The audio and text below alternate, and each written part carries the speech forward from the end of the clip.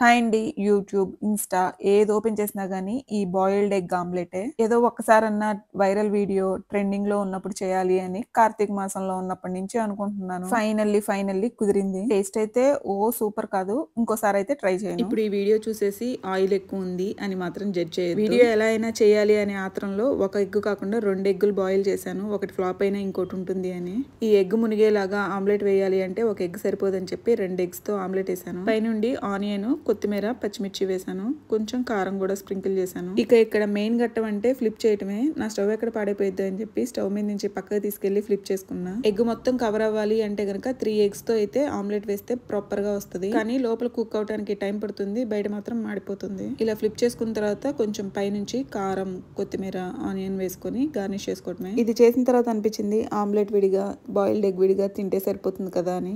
ఎక్కడ హెచ్చులు తగ్గితేనేగా, అందుకనే ట్రై చేసేసా. ఇంతకీ మీరు ఏమైనా ట్రై చేశారా? ట్రై చేస్తే మీకు ఎలా వచ్చిందో కామెంట్ చేయండి. ఈ వీడియో నచ్చితే like, share and subscribe. By.